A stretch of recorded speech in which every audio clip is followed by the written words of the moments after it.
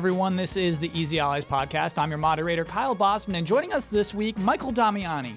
What's up? Ben Moore. Hello. Brandon Jones. Hi. And, big surprise, making this all happen, Ian Hink. Hi. Yay! Let's begin corrections. Let's just roll right in. Begin correction music, please. No, dude. Before corrections, we gotta play Glenny's Cauldron. Rewind. Okay, let's play Glenny's Cauldron. This is where our witch friend Glenny has sent us to the Wizard's Market to buy some vile ingredients for her most vile video game that will toss the ingredients into the cauldron. Our patrons are the people who sell us these ingredients. We apparently have some very vile patrons. In fact, I make the post for all patrons $5 and up. I make this post weekly. It's now become 92% Glenny's Cauldron, and then maybe 10 submissions for love and respect. It is mostly Glenny stuff. Today we're going into a very specific store. For some reason, these things are highly specific. From G the Finger, redeeming codes found under the cap of participating Mountain Dew beverages unlocks powerful armor covered in Mountain Dew branding. If you abstain from the promotion, your party will occasionally comment about how good a Mountain Dew would taste about right now. I love this.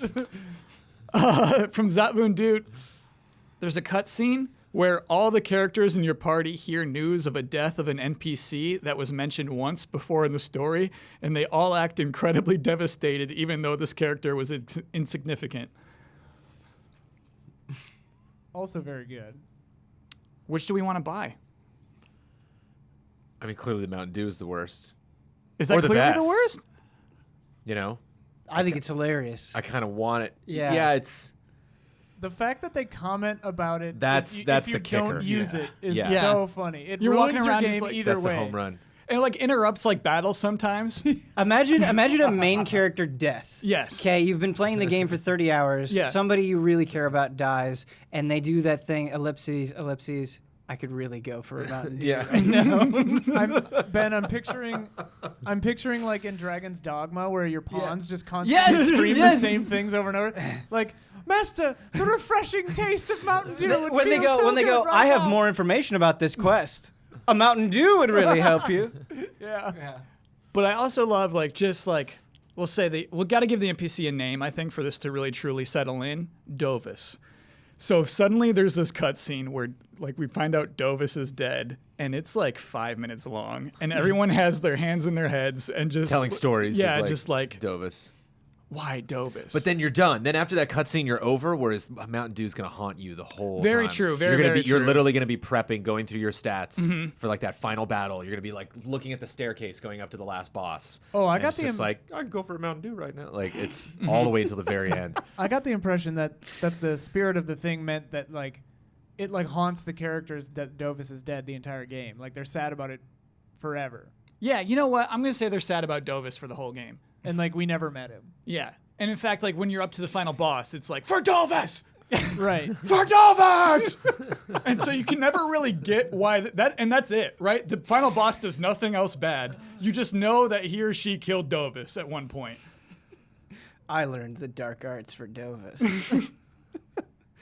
Yeah, Still- I think to me that's worse. Really? The Dovis thing? More annoying to Yes. me. Yes, Okay. that's what I mean. Right.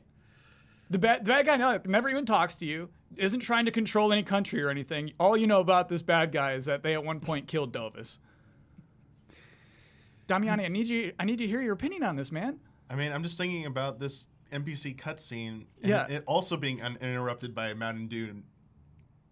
You can't Callbacks. stack. You can't stack. No. You can't buy The both. NPCs will also be oh, poor Dovis. And by the way, Mountain Dew. We don't have enough doubloons to buy both ingredients, Damiani. I think immersion ruining crap like that would be worse to me. Okay. Yeah. It sounds like we have two for Mountain Dew. Ian, are you a Mountain Dew as well? No, I'm NPC. Oh, which one is immersion breaking? NPC thing. The NPC. It's so stupid. Dovis, who's... Why would that break your immersion? Because I don't know anything These about them. people have lives outside of the cutscenes, man. That's I totally didn't get to immersive. know them. It's just other characters telling me they're important. And the reason I'm not for the final Dovis also, battle? yeah. No, that's dumb. I don't want that. At least the Mountain Dew thing I can laugh at. The Mountain Dew thing is less immersion breaking to you than the Dovis problem. That is also literally immersion breaking. But Yes. the other one is story breaking stupid. Non-literally. But I would be wondering if Dovis. I would be assuming Dovis is more important. Like we're laughing because we know there's nothing else. That's but as the a thing. player, Dovis I cannot be important. I don't know. Dovis is not. Yeah, Dovis see, is trivial. That's the whole point of the thing. Yes. But I don't know that as a player. You so do if Dovis indeed. dies, Yes. and I'm like, oh, like they're all really affected by that. Okay, there's a cutscene coming that'll explain Dovis. No, and it's early not on- really until the no, end of the it's game not that go- I'm gonna know. No, like you meet Dovis like as just a regular NPC who just says like, the weapons shop is up the hill. Yeah. And it says like Dovis above that, right? Right. Like it is that quality person, Jones. I would want it to be such that like they talk about Dovis and worry about Dovis so much that like 90% of the people playing the game are embarrassed. Like they think they missed a cutscene or something, and they're too embarrassed to talk about it with their friends because they don't want people to Because the think number that one search on top they is like, missed it. who was Dovis Yeah. on GameFAQs? And it's like everyone's a whole ashamed. thread of people. Like, was there a quest I missed? I'm so sad when Dovis died. Yeah, other people play into it. YouTube reactions. I guess we got to pick Dovis at this point. I guess. They're both so good. They're both really These good. are both so good. I am firmly in the Mountain Dew camp, but Dovis is also pretty funny. I just Ian? think I think Dovis can be turned into good, and I know it's easy to laugh at Mountain Yeah. Dew, but Okay. imagine your favorite game had Mountain Dew. To me, like There's I mean, some, Brandon, that I wouldn't put it past them. Yeah, there's some RPGs I wouldn't put this past either. Yeah. Yeah. I mean, like, Dovis thing is just like an example of really bad writing, whereas to me, Mountain Dew, it's like Link wearing a Nintendo Switch t-shirt, where it's just like, this is destroying the reality of this game. So for me, that's worse, I guess. All right, so we're 50-50 right now. We need to pick one or else we walk out of the store and probably Cahrsurraurher is going to buy both. But we're you don't have a trying to vote? pick the thing that we think is worse, right? yes, most Okay. vile. We're trying to think of the thing that's most vile. I guess the one thing I can say against Mountain Dew is like there is kind of a, like imagine you get it. Was it Red Storm? Is that the one? What's the red Mountain Dew? It's Red Code Storm? Red. Red. man. Code Red, yeah. Code Red. Yeah. So you get a Code Red and you like type in the code Gamer and it's like a fuel. red version. And like I would be oddly excited about that. Like there is a part of me that's like So be it. All that right. is strangely stupid. It's fun. Zotvan, we're buying your thing about the cutscene where everybody's sad about Dovis dying. Thank you for. Really got to play that up. That you say 5 minutes and like I'm not sure 5 minutes is gonna cut it. Okay, Like, they'll have to play it up. yeah. Ian, we have added stakes now. We're going to actually host a game. What are they called? Jams. Jam. Game jam on Itch.io. Oh my God, yes. It's going to be a month long, and people can choose whether they want to make Cahrsurraurher's game or They're going to go Lenny's game. nuts with I am Dovis, man. thrilled. They're about going to it. go like- nuts with Dovis. Like, my like God. I want there to be some sort of talisman or ritual that like the elf in our camp or some like other race in our camp has some sacred funeral that they can only write that they can only perform once in their lifetime, and they perform that for Dovis. And you're like that as a my player, God. then I would be like, what the hell is going on? Bury their sword. Yes. Yeah.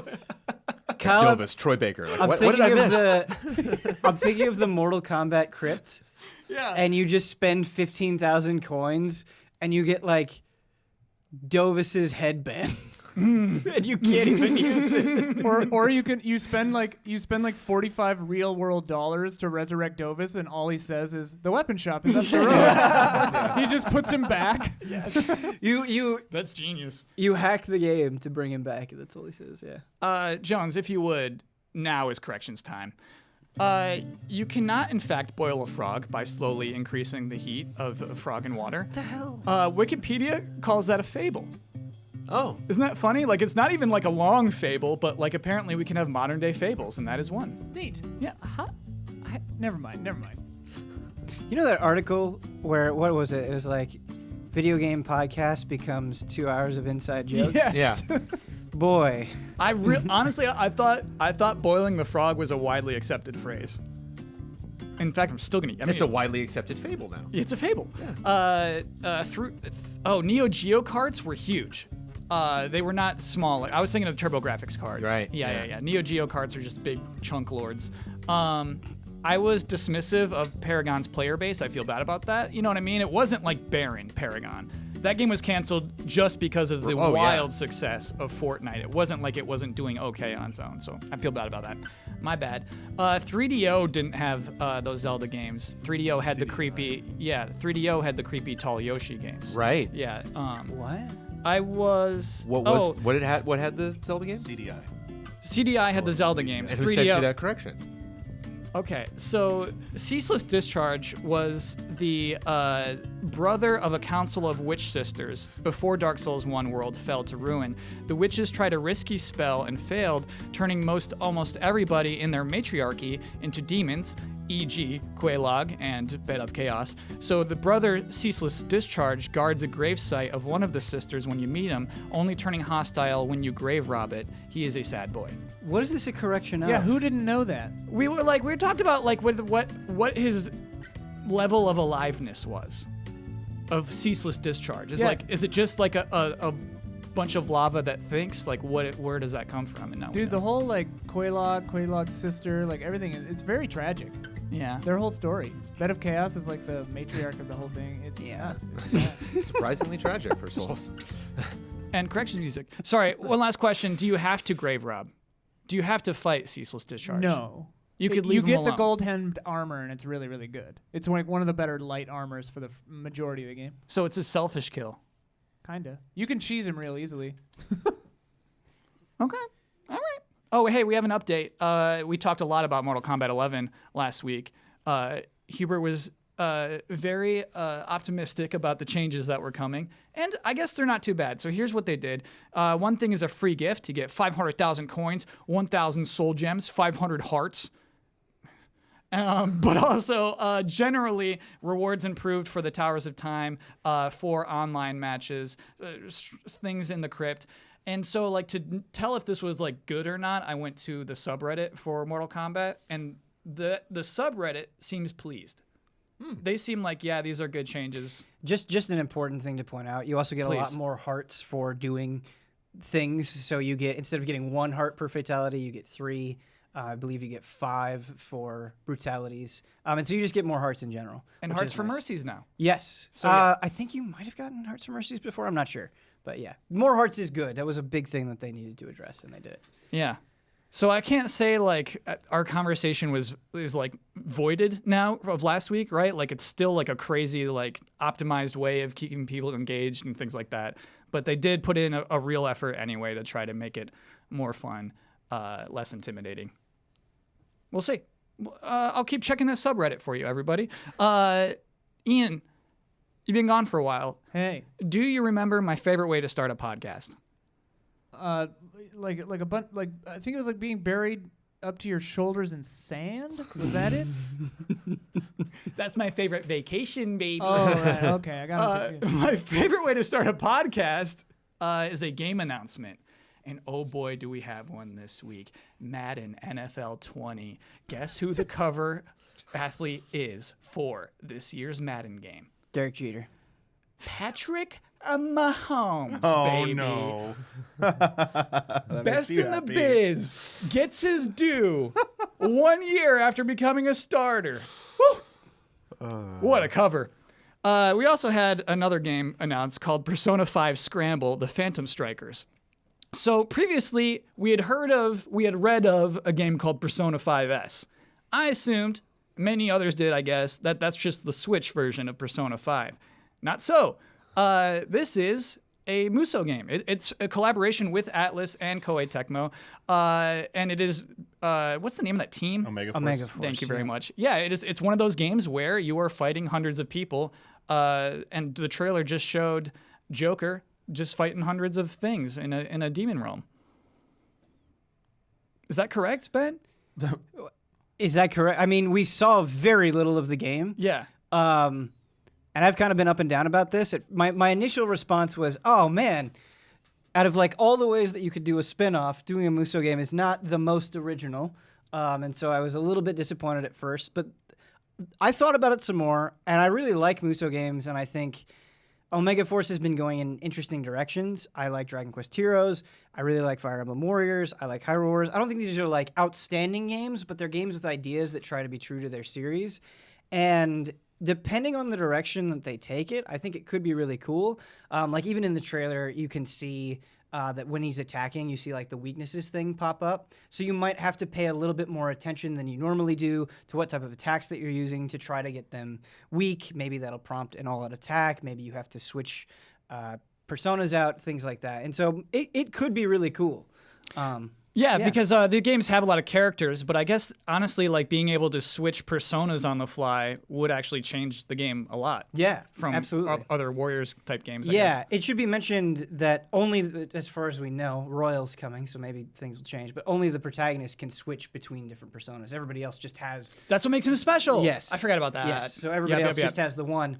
But I think what's cool about these games, and you see it in something like Hyrule Warriors, is sometimes they just have a stupid amount of playable characters, and people who wouldn't normally get that attention, they get a chance in a Muso game, and so you might get somebody unexpected. Like, I don't know, Sojiro would be really funny. Maybe he attacks people with coffee. I don't know. It could be wild. Sure. Yeah. Not much details. We know it's coming out next year for the PlayStation 4 and the Nintendo Switch. Yeah.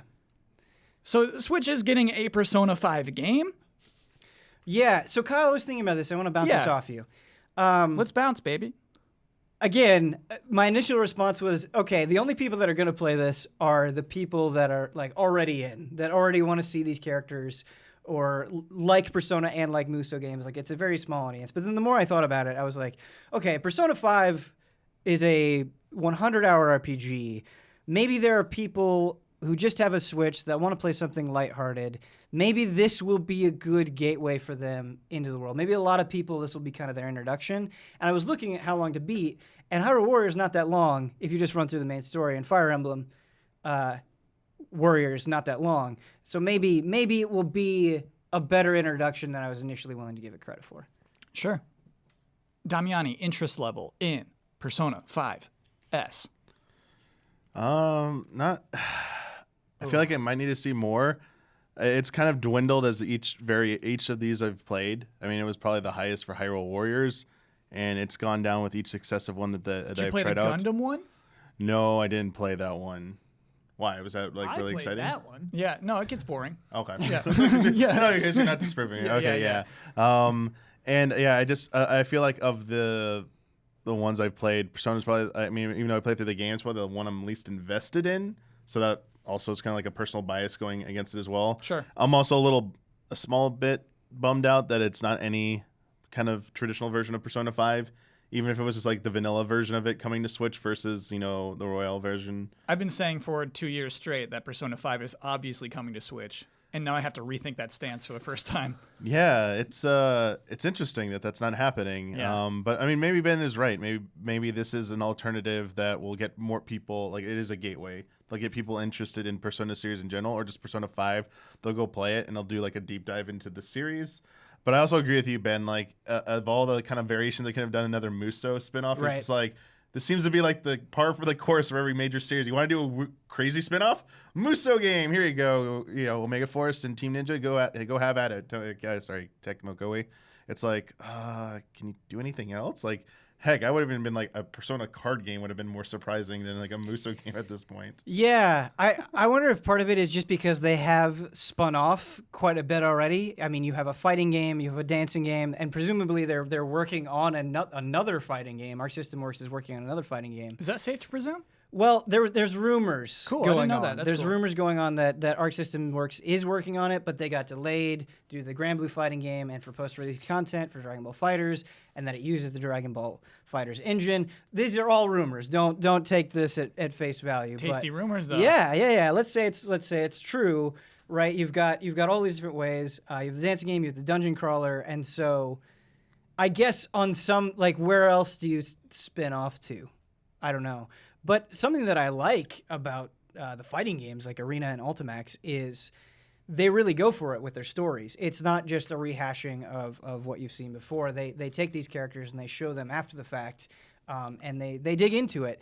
But then if you do that, I guess on some level it kind of makes it harder for new people to go into. So I don't know. You're not going to please everybody. Sure. You think about a Persona kart racer. Those kids aren't old enough to drive. Okay. Go-karts. Their personas Go-karts. Their personas are, yes. Thank you, man. You saved it. They're in the passenger seat. You're just in the passenger seat while we're being driven around. There you go. Oh, that's good. No, you're 16 when you drive. They're all 16, right? Yeah. The Well, Persona kids? I guess I can't say they're all 16, but Okay. Most of them could drive. Yeah. Yeah, And hey, babies are driving carts these days. it's true. Damiani, I'm in.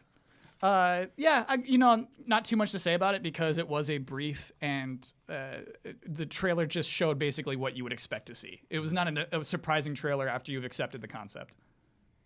I think, Kyle, you saying that made me realize that if they're going to do a Muso game, they should have shown more. Like, them just saying, like, hey, we're doing a Muso game. Like, I just don't think that on its face is as exciting as it could be. Yeah. And so if they I don't know, either waited a little bit longer or just had more to show and being like, okay, we're doing a Muso game, but this is it. This is our own thing. I think that would have gone a lot further for a lot of people. It's funny. There's a moment in the trailer. Obviously, it's the end. It says for PlayStation 4, sustains that, and then hits on and Nintendo Switch, as if that is like the announcement. That's the impact we're supposed to feel there. I wonder if that's felt.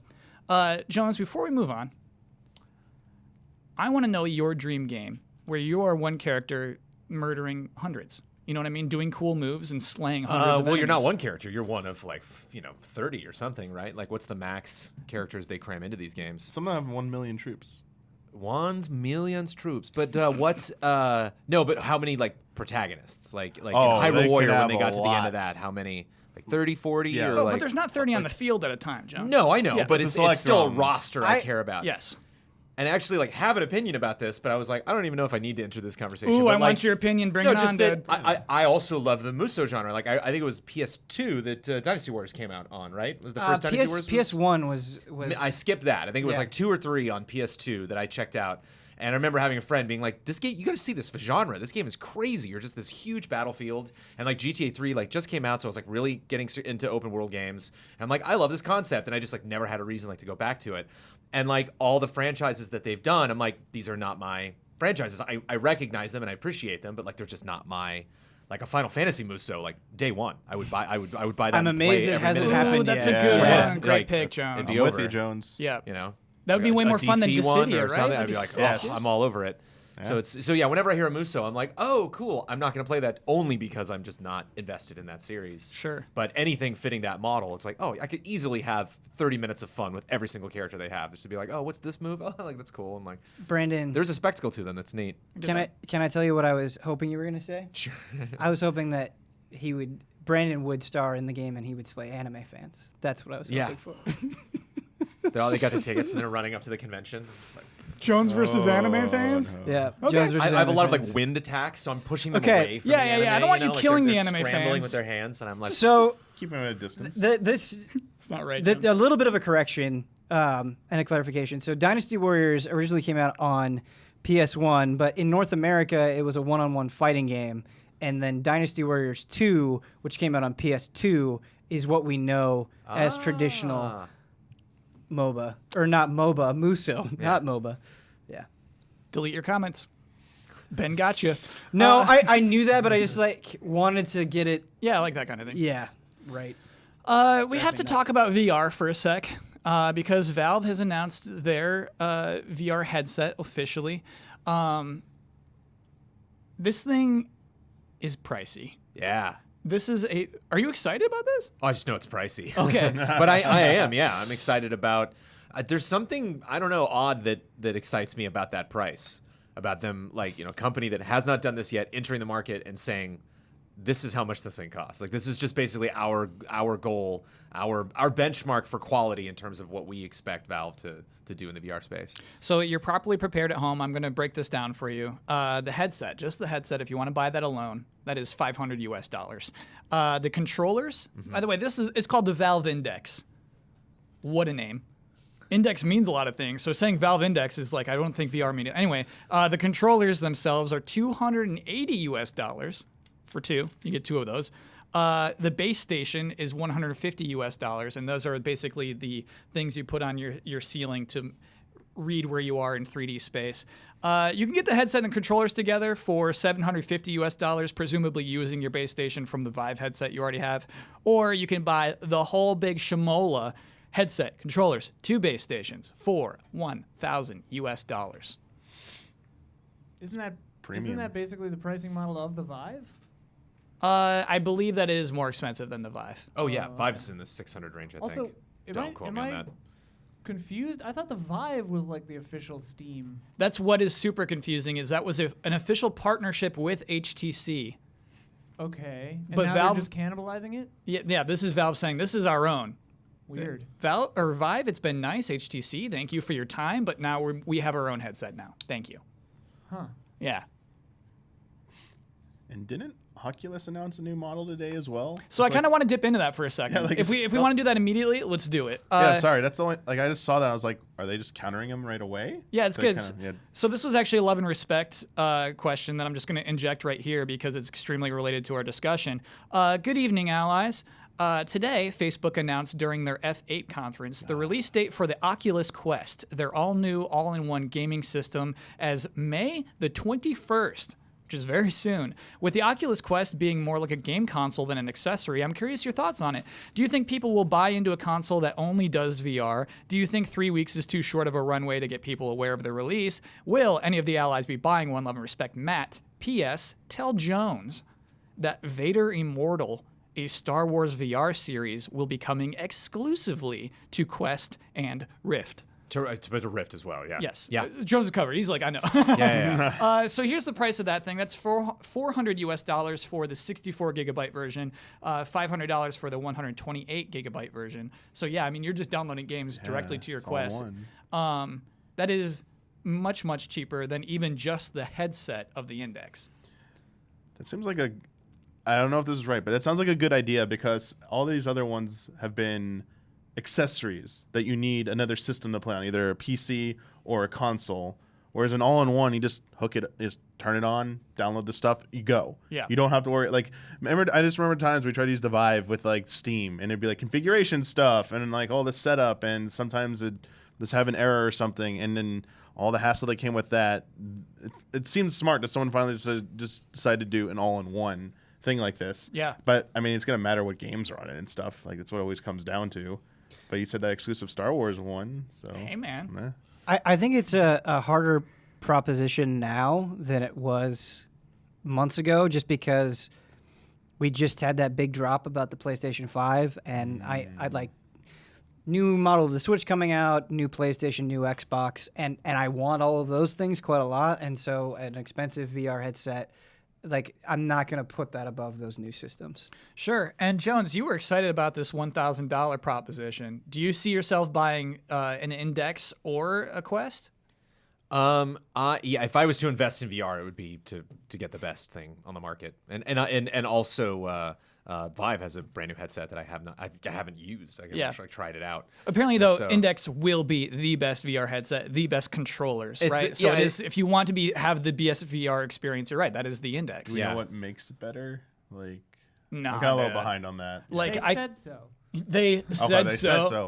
Oh, I mean, spec wise, And like the people what, who are yeah. excited about it say Yeah. so too. And to me, it's just like, you know what? I'll take your word for it. Comment section. Yeah. You know what I mean? Like, I'll have it. I'm curious because, and this is a moot point, but the Vive and the Oculus felt very different. They're very differently constructed devices, and so it's gonna be interesting to see the comfort level, of the Index. I'm gonna have to check out both of these things like in person at like a CES or an E3 or something before you make that call. One tiny detail There's no way to visually sell VR. Like, you have to experience it. One thing I do want to add to the Index, because as Damiani just said, games are most important than anything. Valve has said we will be making a game for VR in this year, in 2019. Half-Life 3. It won't be at launch.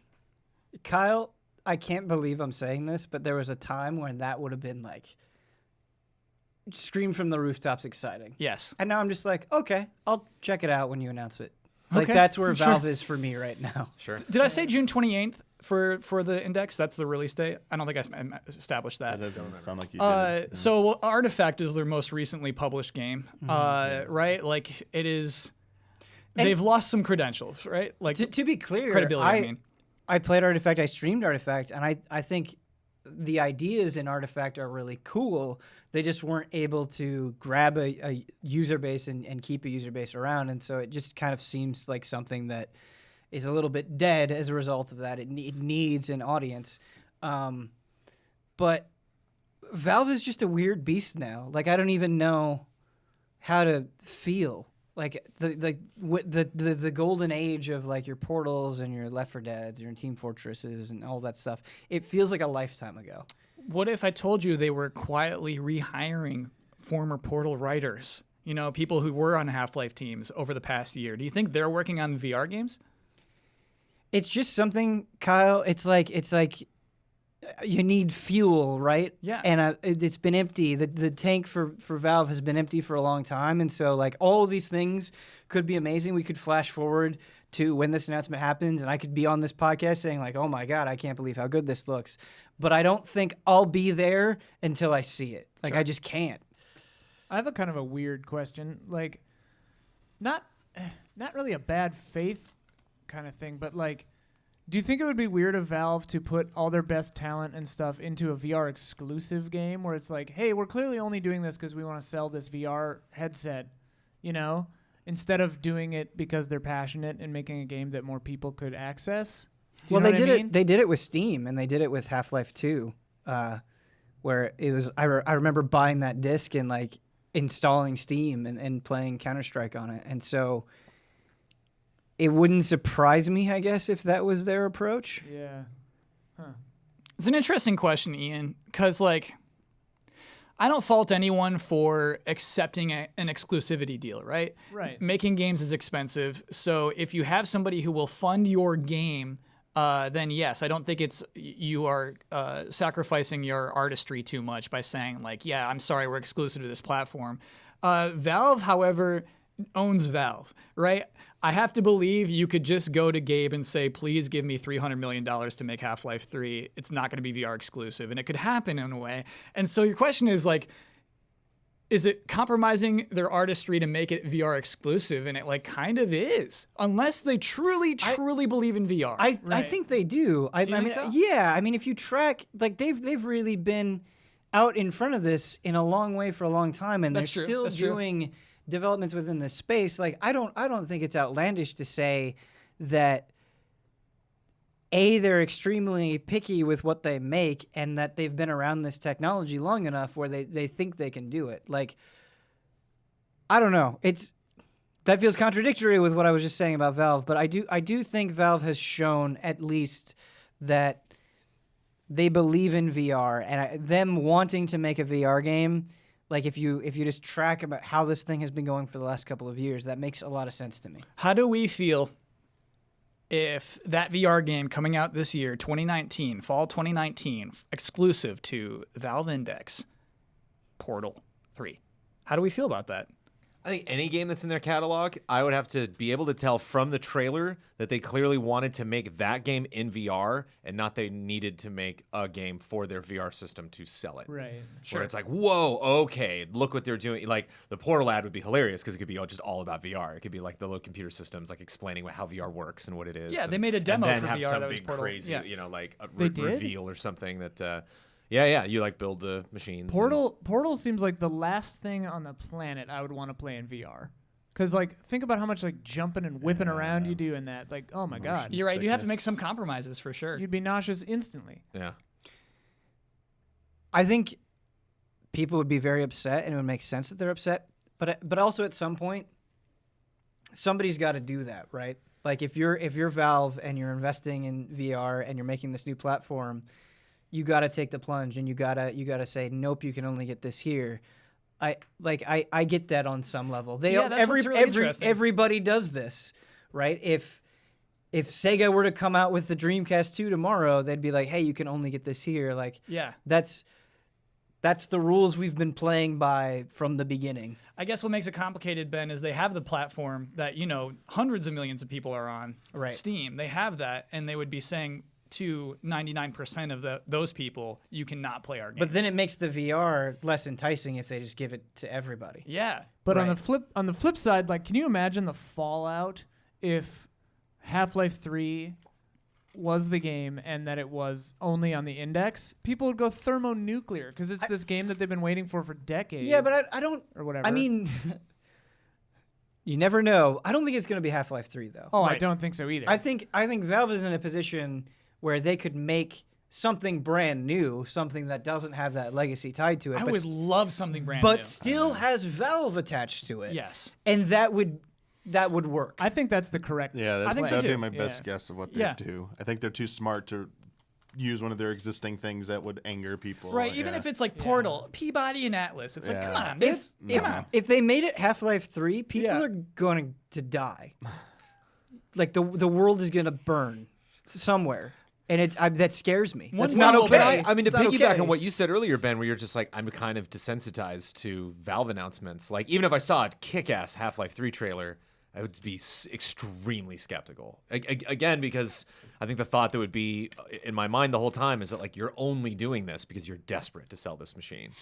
They're like, you're not doing this because this was the best way to continue it. You know, Fair. Do we Half-Life 3 believe- hasn't been in production this whole time, and you're just wondering what format to do it. You waited and waited and waited and waited, and then now have this tech, and then now we're doing it. And so, as a fan, as someone who's desperately wanted Half-Life 3, it's like, am I interested after all this time? I don't know. The cast is probably not going to be the same. I don't think it's going to be Half-Life 3. They'd be Or even the same. Portal or something, something that they're like, haha, look at that. Like, we do have the, Team Fortress 3 or so, like, I'd be like, I don't know. It seems done for the wrong reasons. Do we believe their 2019 game will come out in 2019? I They're stealthy, man. Who knows? don't know. Sure. They Hard are to tell what stealthy. they've been up to. in beta. Beta 2019. I accept it. Ian, it's great to have you here. I'm really excited you're here because we're playing the gaming game.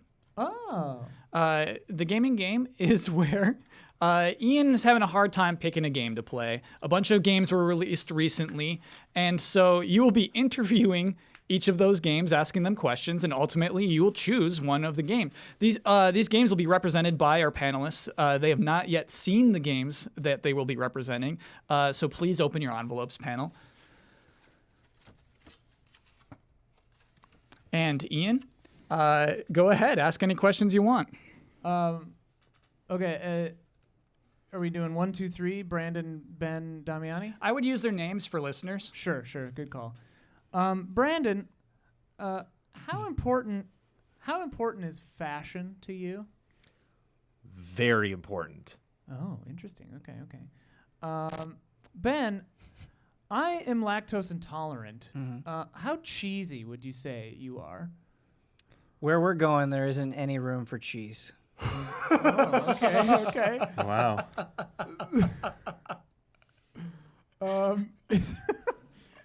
The audience is like, woo! Damiani, would you consider yourself sexy or cute?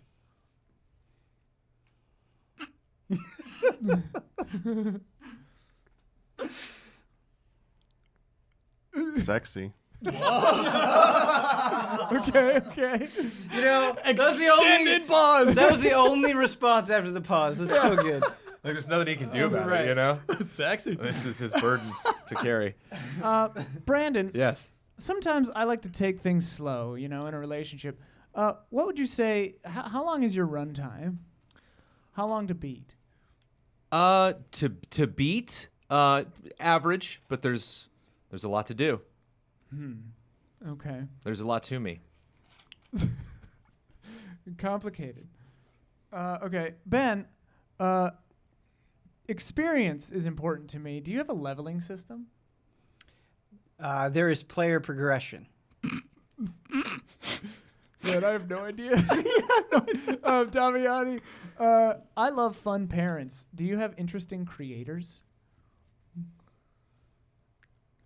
They're pretty I'd say they're very odd. Oh. Very odd. I feel like Ian has at this point no idea what any of no these idea. games are, so Yeah, you're gonna yeah. have to elaborate a little more on your answers. okay. Okay, Brandon, Yes. I like a relationship to be challenging, but sometimes you just want to Netflix and chill. Oh yeah. Do you have a difficulty slider? I have ways to make things really chill. I'm creeped out. I'm so creeped out. That answer confused me most of all. Please confirm you're not referring to like some date pill. Really chill. Oh, come on. That is what that sounds like. I like, girl, let's get really chill. It's like, what? That was not my read. Okay, that was my read, man. Listeners, you did not see the smile I saw. Ben, can you see us still spending time together in 1 year? Absolutely not.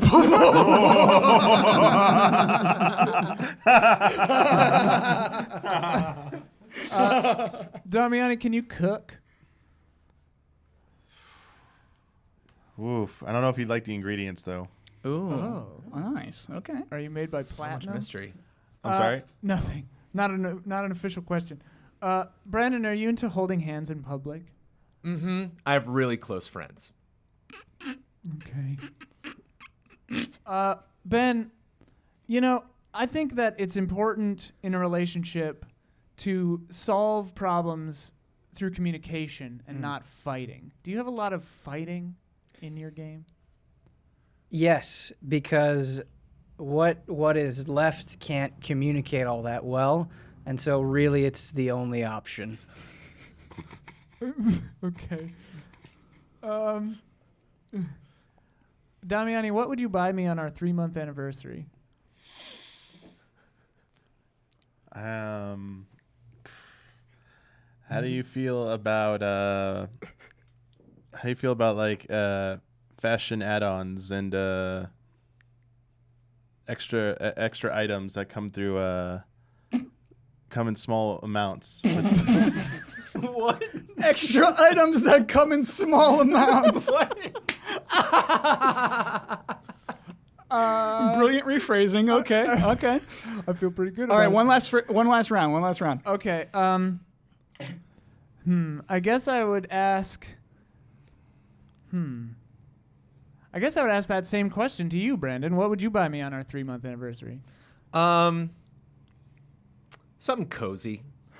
Something you can snuggle up next to. Ian, please ask me that question. Okay, Ben, same question. A shotgun. Okay.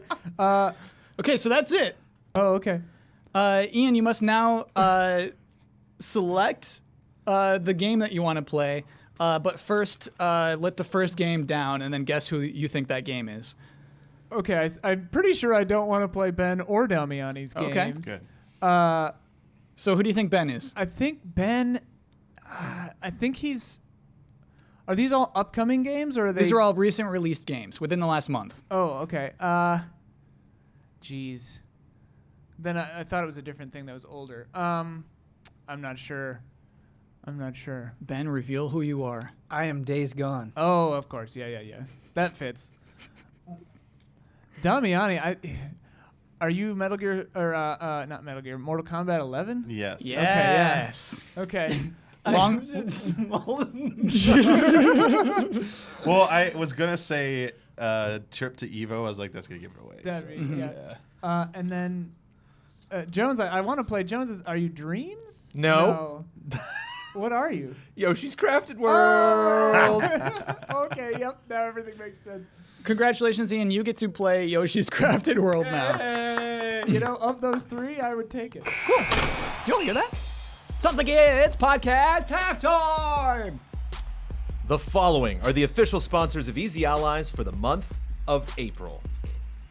Sweet Justice, a sound design company from the southern shores of the UK. They've worked on some of the biggest AAA titles, the most refreshing indie titles, and collaborated with the best development teams in the world. El Thanis.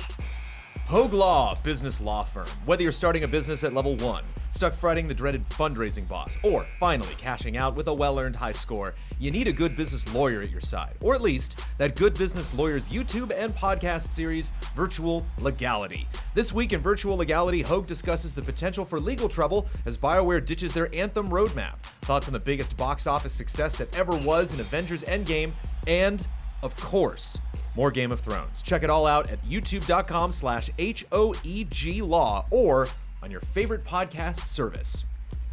Our gifted sponsor this month is the Able Gamers Foundation, a nonprofit charity that aims to improve the overall quality of life for those with disabilities through the power of video games, creating opportunities that enable play in order to combat social isolation, foster inclusive communities, and improve the quality of life for people with disabilities. The link to donate is in the description. Fangamer, makers of officially licensed merchandise for games like Dark Souls, Hollow Knight, Undertale, Katamari Damacy, and Persona 5, not to mention Easy Allies t-shirts. Their newest products include the Hollow Knight Collector's Edition for Switch, PS4, and PC, a Prince and Katamari Magnetic Plush, and a Metaton EX posable figurine from Undertale. Check out their store at fangamer.com. Car Keys Express. If you need a replacement car key or a remote, check out carkeysexpress.com/store. Use the coupon code EZA at checkout for free shipping and 10% off of your order. They are proud sponsors of Easy Allies. Y2 Kyle 89 would like to say goodbye for now, and he'll see you out there, allies. And our mega sponsor, River Horse. Come learn how to kickstart your career in the high-tech world. River Horse can teach you the ways of the ServiceNow platform. ServiceNow was named the world's most innovative company of 2018 by Forbes. With over 4,000 customers across all industries, their Now platform has become the way to make work better. The Now platform introduces a wealth of job opportunities. If you're just coming out of school and are looking to advance in your career, there are many official ServiceNow courses that can help you jumpstart your options. With River Horse, you will learn to master ServiceNow capabilities through hands-on, real-world instruction. As an authorized training partner, their education advisors are able to teach over 12 official classes. They offer both public and private classes to suit your needs. Join them at Knowledge 19 in Vegas from May 5th to the 9th, the industry's biggest conference of the year. River Horse will be teaching in the pre-conference training and hosting several events throughout the week. Reach out to them on Twitter or email to join them and get some free swag. They are proud to support the Easy Allies and look forward to supporting all allies that work in the IT industry. Train to transform. Look them up at river-horse.com. All of these links are available in the description. Thank you to our sponsors. Thank you, sponsors. Also, thank you, podcast producers, coming at the end of this very podcast. Also, thank you, River Horse. I believe this is River Horse's last podcast. So Thank you, River Horse. thank you for the support. 2 months. Thank you, Jones, for doing all the reads. Aw, shucks. Thank you, Yoshi's Crafted World. Jones, you turned into such a creep when you were trying to embody that game. I just That wanted tracks. I just wanted to snuggle. I'm ready. I'm ready to have a good time. No, 'cause- especially when he brought up difficulty options, I was like, "Oh, baby, take it easy." It wasn't that. It wasn't, oh, baby, take it easy. It was, I have ways to make things extremely chill. I was appalled, man. Was I wrong? You're not wrong. Was I wrong? You're not wrong. You were still being Yoshi. At this point last week, NPDs dropped. Usually drops like after our podcast or right in the middle. Some really interesting stuff though, so I want to get into it. Oh no. We saw the. We're not going to play the game because Okay. we're a little game heavy already. We saw the release of the Division 2, of Sekiro, of MLB The Show, of the Yoshi's Crafted World, and not all 5 of those games made it into the top 5. Just tell me Sekiro sold 1 billion copies. Close to 1 billion. Great. It is what? It was the best launch for a FromSoft game. There was that at least. All right. No way. It's something. It's something. Hey, it's something. Which is actually, honestly, surprising to me because I would think that it would be Dark Souls 3. Honestly, Bloodborne would be hard to beat, but Activision somehow promoted a whole new IP like Sekiro. I feel like I saw a ton of ads for Sekiro. Yeah, there were a lot. They of must ads. have. Yeah. Which is cool. That's the Activision bonus. That is why you sign on to them as FromSoft. And you know what I mean? Like a year ago, we're like, why Activision? Why? You know what I mean? It's like, that's why. I also wonder how much something like the difficulty conversation helps or hurts. Oh my goodness. Helps, you think? It's just what everyone's talking about. Right. You know, so Yeah. so whether that's good or bad, or whether that excites you, you know, you start off on the right foot with the game or not, you're still hearing about people talking about it. True. And I think helps also good for a game with a weird name. You know, I love going back to the announcement. We're like, Sekiro, cool. You know, it's like, so I think it just helps to like repeat, get it in the public consciousness. I don't think From Software or Activision like got scared about that debate at all. They were like, oh yes, keep fighting, keep talking about it. Number 1, however, is Tom Clancy's The Division 2. You can't bet against Tom Clancy. You can't bet against Ubisoft. You can't bet against loot. Yeah, you can't bet against loot. It's just gonna happen. But I mean, that's cool. You know, we talked about how this genre is gonna have a hard time, but like we're still like Division 2 is gonna be fine though, and it totally is, right? It's kind of like everybody was like, oh man, I'm so sick of superhero movies, and then the entire world just goes see superhero movies. Like Right. yeah. It is 100% like that. Hey, Division 2, rocket. Number 2 is Sekiro, which is great. Number 3, MLB 19, The Show. What? Apparently, that it's best launch Still selling. for the Baseball show. season. Every time you say the show, I Really? just think of that Yeah. gross glitch that is awful. Yeah, the Huber glitch. The Huber glitch. Yeah. I guess I thought baseball popularity was waning. I thought people were getting less interested in baseball. Okay, this sounds dumb, but Yeah. I mean it. Has baseball popularity ever waned? Yes. But to what degree? It used to be America's pastime. It used to Okay. be that. We Okay. all used in this country Yeah. all used to love baseball, baby. Did you ever love baseball? No, Are because you I'm in a- saying then there was the rise of American football, the NFL, the true spirit of this country. You know what I mean? Like that. Baseball. I don't know. I don't know any of this stuff. So. Yeah. Baseball, I think in like viewership is number 3, beneath NBA and NFL. Yeah, but that's still like a makes sense. ton. Yeah. Right? And we're just talking in this country, right? And like worldwide is going to get worse because you got to throw soccer in there. But yeah, it's still a ton. It's still, hey, MLB The Show, still selling. So weird. I got to remind myself every year, this is a Sony exclusive. Sony owns a studio who puts this game out every year. Nuts.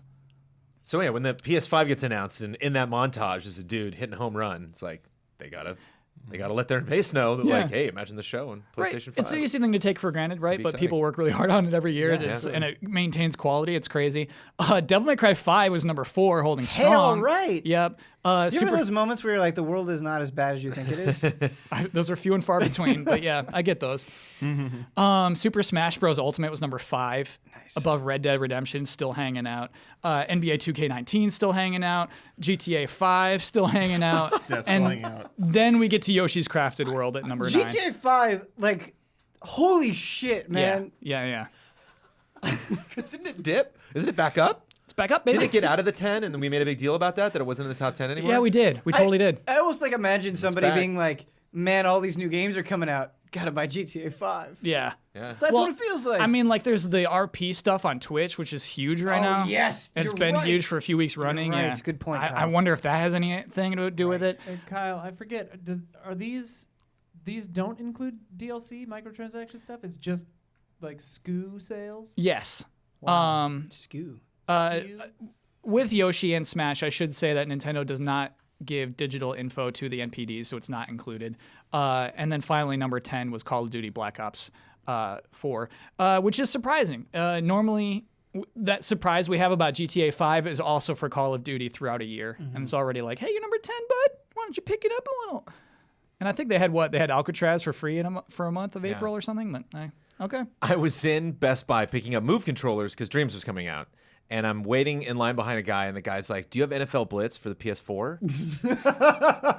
And the guy in Best Buy's like, what? And he's like, NFL Blitz for the PS4. And the guy's like, I don't think NFL Blitz is on the PS4. And he's like, yeah. And he's like talking with his friend. He's like texting to his friend. And he's like, nah, he says it's not on there. And he's like, let me check the database. He's like, yeah, I just got Madden on that. And he's like, you sure? And he's like, okay. And the guy's like taking a long time. And eventually another customer service guy like kind of stepped forward. And he's like, I'll take you over here. And I'm like, okay. And like right before I left, I like buy the thing. And I'm walking away because he's got a game. And I'm like, what is he going to get? And the guy's like, oh, well, I'll just get this. Grand Theft Auto 5. All of those NFL Blitz I sales gotta walk out of this Best are Buy going with something. to GTA 5. That We explains figured it out. When we joke about the casual audience, right? Also Man. funny. I don't want to make fun of this guy, but a little bit because it's the idea of walking It's a into a cute Best Buy story. to ask about a game accessibility is like I would call ahead. I would or just order it online. But it's to me, it seems so obvious, right? I loved NFL Blitz. I played it on my PlayStation 1. I was played it on just my talking N64. to a friend about it the other day. Yeah. Surely there's got to be a version on PlayStation 4. Yeah.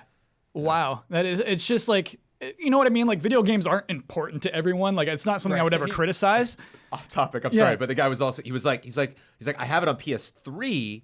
And the guy's like, can you play PS3 games on PS4? And the Best Buy guy's like, no, you can't. He's like, you might be able to on the PS5 actually. And the guy's like, what? Oh, no. And he's like, no, it's rumors right now about the PlayStation 5. And the Shouldn't guy's have like, said that is that yet. out yet? He's No, like, no. Sorry, never mind. Guy's mind got blown. I get that. I Yeah. just want we're to hang out at Best Buy sometimes, you Yeah. know? Like, No, you don't. I'll skip that. We got to keep moving on. We have more business to talk about because we had two fiscal financial reports, yearly reports from Sony and Nintendo last week. Nice. Who do you want to start with? Sony. Okay, let's start with Sony because they got a lot of good Do news. they do this every year? Every year, man. Oh, I know Nintendo does it, right? Yeah. Oh, Well, I didn't mean, think they're a Sony did. publicly traded company. They got to. Jones, this last fiscal year for the game and network division of Sony was their best year ever. On the books, baby. Making more money than ever, which is crazy. Hardware sales, a little bit down, but just network, people buying into PSN and PS Plus and all that, up, and software sales just making up, recouping that. And so they're just making bucks. The number of consoles, I want to hear a guess from you, Jones. How many PS4s have been sold into homes? People going to the store, going to Best Buy and buying Did them. we say was the crazy number? Was like 140 million? Was like what we wanted them to get to? Like breaking 100 was a big deal, and they weren't there. 100 mil? I'll actually just say 100 mil. John's so close, dude. 96.8. Ah. Nice. Well done. So they're at 96.8. Here's the 100 mil club. Here's the consoles who are in the 100 mil club. 2 handhelds, 2 consoles. Yeah. PlayStation 2 is in with about 155 mil. PlayStation 1 is in with 102 mil. It's safe to assume, I think, PS5 is going to surpass PS1. You know why that is? What? You can play NFL Blitz on your PlayStation 2. Very true. Blitz the League. Wait, Blitz the League is PS3, I think. Yeah, Blitz the League is PS3. I'm saying you can play NFL Blitz on your PS2. What is it? But like they started numbering them, right? Like I'll get NFL Blitz 2002. PS2 can play PS1 games. Oh, and very true. And your DVDs. Nintendo DS is 152 mil, and then Game Boy, which they also loop in Color and Pocket, is at 118 mil. I'm sorry, 3 consoles. Wii. Nintendo Wii, 101 mil. So like PS4 is about to be god tier status among the gods, among the elder gods. It's just like there, and I feel like we got to stop and appreciate that from time to time. Sure. We're talking about like next gen, you know what I mean? It's like, oh, Sony's really behind here. It's like they destroyed it this gen. You know what I mean? Like it is an extremely successful console. Anything you say in praise of a company like Microsoft or Sony or Nintendo gets you labeled in a certain way, but I really just think they earned it. Like they made some good ass games this generation that I personally really appreciated, and they made a lot of right calls, especially at the beginning. And so I don't know, I'm happy with this. Yeah, that's what I'm trying to say. Yeah, I think like it's hard to pin down exactly, the points of success. I feel like associating themselves with what we're just talking about with GTA 5 was a killer decision. With Call of Duty, killer decision. Destiny as well. Yeah. I think like those things paid off because, the first few years of exclusives weren't there, right? We had Infamous Second Son, which is sick, but not that kind of like we're talking about it at Game of the Year at the end of the year. You know what I mean? So I think it took a while, but they were associated with the games that everybody loved in the meantime. I feel like Sony, okay, obviously you're not going to keep everybody happy, but for lack of a better way to phrase it, Sony kind of kept everybody happy. I think they kept the guy happy who was going into Best Buy looking for NFL Blitz and people like us. Yeah. And I think that's a pretty huge disparity, and it's hard to do convincingly to all those sides, and I think they did a pretty nice job. I 100% agree with that. That guy's going to have a good time with GTA 5. He's going to love Of course. it. Yeah, it's going to be a fine night. Yeah. One other thing that from their financial data that is getting some attention is that they actually started with it, their presentation, talking about PlayStation Now, that it has 700,000 users, and that's actually up 40% from last year. Last year had only 10 countries, now it's 19, so they added some countries. They also, over the last year, added the download option, and so now it's 40% more users, but that number is 700,000. I saw an article with a headline along the lines of PlayStation Now is better than you remember, and so I kind of want to try it again. Ooh, Jones tried it. Jones, have you ever downloaded? I think you've downloaded the games, right? I did. I've since dumped them because I'm just not playing those anymore. But I do have access to them anytime. But here's what's nuts: is they say that the gameplay time for downloaded titles is double that of streamed titles, and so it almost like defeats the purpose immediately. You know what I mean? Like, then it should be a download service. It should be Game Pass, and they're like, no. It's a streaming thing. You know what I mean? It's like, right. It is funny. They are similar services that are treated very dissimilarly. Yeah. Hey, man, 700,000. Yeah. Is that a lot, Jones? Yeah, I think more than maybe that I was expecting. Yeah. Okay. And fun for them to get, after Stadia and everything, for them to get like their numbers out, just to kind of be like, here's where we're at. I think that's what that is the about. Scoreboard is set. I do think that's what that is I mean, about. Move into this. Like, how many people are aware that PlayStation Now is a thing? Probably not that many. Not millions of people. It gets heavy advertisement in the PlayStation Store for sure. I think it's sold to you a lot there. Yeah, but is that one of those things where you see it but you don't see it? It is invisible to me. Yes. In fact, I can't tell if it's actually for PlayStation Plus or for PlayStation Now. I don't even know. Your eyes just if it's blue and it has a little blue rectangle in there, I'm like, I'm good. Well, and on PSN, it's so confusing because it's like I've had PlayStation Plus forever, and they're still advertising to me that I should buy PlayStation Plus on the PSN.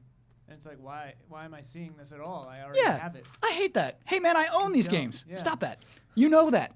I think they just they pay attention to how their delivery is, Ian, and they're like, well, we delivered this ad to this many million people, Yeah. I think it's trash. One last thing from the fiscal report that I wanted to point out that I thought wasn't really interesting. In Q1 and Q4, digital share of software sales, 43 and 45%. We're almost at halfway point in some of those quarters. For some, it was like less. It was like even in the 20s. But I don't know why, in Q1 and Q4 it was greater than. But that's crazy to me. And so when we look at Nintendo not giving their digital sales data to the NPDs, I think we have to give them way more credit for where those games are slotted in. Right. Well, actually, Nintendo reports, hey, this is exactly how many games we sold. We'll get to them. But yeah, I think that's more than I expected. Half as much. I think at the end of next gen, it's going to be more than. It's going to be like 80, right? Yeah. I don't even think it's going to necessarily take until the end of next gen. Wow. Yeah. Does this includes PC digital though, right? Not for Sony. They were strictly talking Sony's Q1 and Q4. Okay. Totally nuts to me.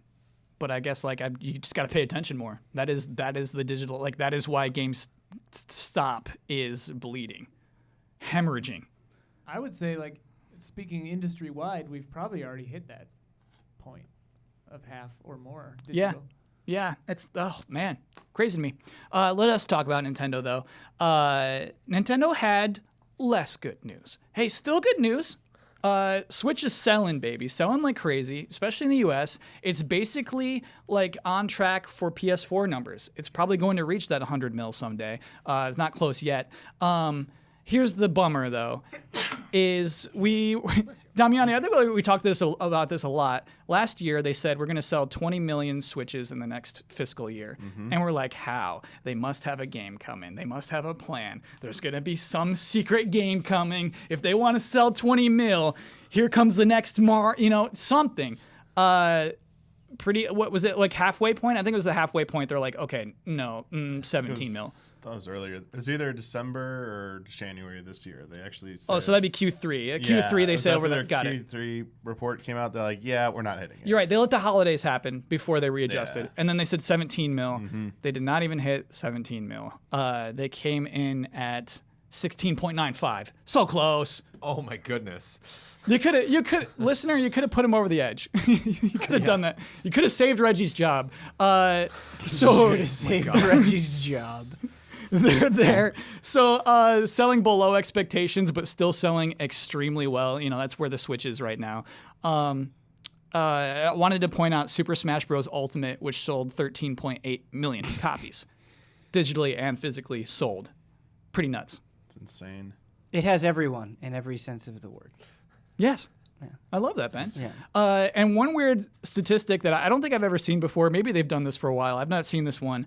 They had a chart that was titles played on first day of console usage, meaning you've bought a Switch, you turn it on, and you play these games within your first 24 hours. We're keeping track of that. Smash Bros. Was played 26% of the time of a new Switch getting turned on. And that number means this game is selling consoles, basically, is what that means. Yeah. People who are, 1/4 of the people who are starting up a new Switch are playing Smash Bros. On that first day. Which is pretty crazy. That's really cool that they track that. Yeah. Second and third place is Mario Kart 8 and Pokemon Let's Go at 16 and 13%, which is crazy because that is, Mario Kart is high on sales, but Pokemon not as much. I think it's like 5th or 6th on Switch sales, but it did sell consoles clearly. So I think that's pretty interesting stuff. I can't wait for Astral Chain to bump them up to that 30. Yeah. If only, man. If only that were true. Oh man, they're stopping by the offices of Platinum, just like maybe fiscal year 2019. They're like, we can't. All right.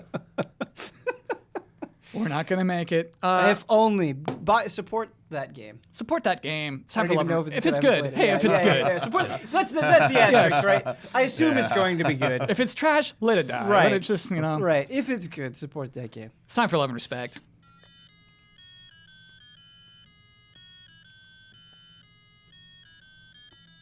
Love and respect.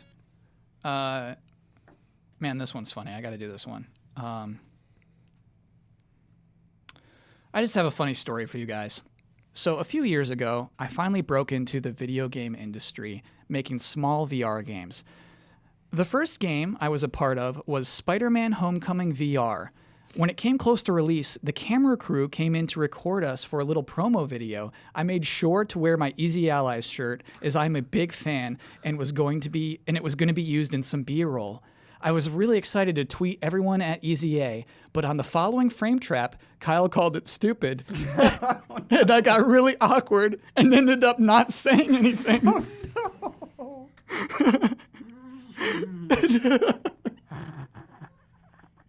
It honestly wasn't even that big of a deal, and nowadays it's something I look back and have a chuckle from time to time. Just something I wanted to share. Love and respect, Steven. Thank you, Steven. You handled that really well, Steven. Thank you for Wait, sharing there's that. no like happy second part to that story. No. You just shattered this guy. So the 'cause, like- video exists, he just didn't share it. Right, yeah. So we got to find that video. Yeah, we got to find that video. Thank you, Steven. But also Proudly wearing. you move on from other projects, right? Like your Right. first project's everything to you, and then like you Yeah. hate that project when you're on to your next project. I've been there many times where I just like, you know what, that sucked. Yeah. Dude, Kyle, I have those moments, man, where I think like people who probably like slaved away are hearing me either describe this game incorrectly or trash on it or whatever, and you have to push it out. Yeah. Like we can't do our job if we're overly thinking about that. It's Sure. not that you're going to think about it sometimes, but yeah, you just have to push it out Man, as best you can. now every time I call something trash, I'm gonna picture a person who made it wearing an Easy Allies shirt. And, like excited to just message you and share their stuff with you. They were typing you a DM in that moment. We're Yeah. like, delete. Gotta say though, many of my problems with Spider-Man Homecoming VR were probably PSVR related, where it's just like, man, it just sucks. I hate this. Cool. Yeah, I'm glad you shared that. Yeah, thank you. Let's dig in. Let's dig into this one. Sometimes there's some spice when you're about to record a podcast. You just feel it in the air, and you're like, okay, I need to capture this. I need to capture this little lightning bug, put it in a jar. Welcome to the jar, audience. Hello, allies. With the imminent release of the new Pokemon and Sonic live-action movies, there seems to be a stark contrast in public opinion between these two. Even though both movies have similar goals in attempting to create live-action game adaptations, Pokemon seems to be largely praised, while Sonic is mostly mocked. Why do you think this is? And in that vein, what is the key to having a successful game-movie adaptation? I can only remember a few decent game adaptations, which were critically and commercially successful. Love and respect, Rammer. Teeth. Teeth? Good looking teeth. Okay. Answer me this question. Yeah. What does the Sonic the Hedgehog movie trailer effectively, excitedly capture about the spirit of Sonic? Speed. Does it excitedly do that in a way where you go like, oh man, that's so unique to Sonic and super cool? No, nothing. Everybody's like, hey man, Jim Carrey looks like he's being Jim Carrey in this movie, and I agree. Do you agree? He looks like he's being Jim Carrey. I think he's being low-key Jim Carrey. He doesn't look like he's being Dr. Robotnik. It looks like what is this movie trying to do? Except for Ben, that final frame at the end, like this one's for the fans. He does look like Dr. Robotnik at the end of the movie. Why to put that in your trailer, you dum-dums? Why? Yes, but nothing about this movie makes sense. Okay, you've got Jim Carrey just being Jim Carrey, Yes. which is fine, but not really evocative of Dr. Robotnik in any way. Okay, then you have Sonic in a bag. Why is Sonic being carried around in a bag by a cop? So nobody What notices. part of that is Sonic the Hedgehog? Nothing. Absolutely nothing. Nobody at Sonic Team was like, hey, in this next game, he needs to be carried around in a duffel bag by a cop. Yeah. That sucks. That's not even good. That's just bad. Sonic runs circles around cops. Yes! Yes. Jones, you were looking antsy to jump in here.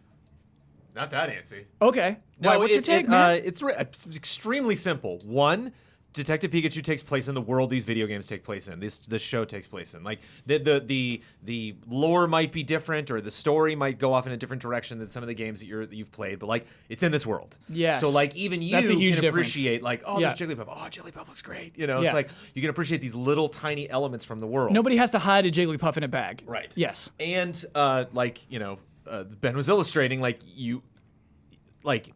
people are enjoying these visual representations of these characters.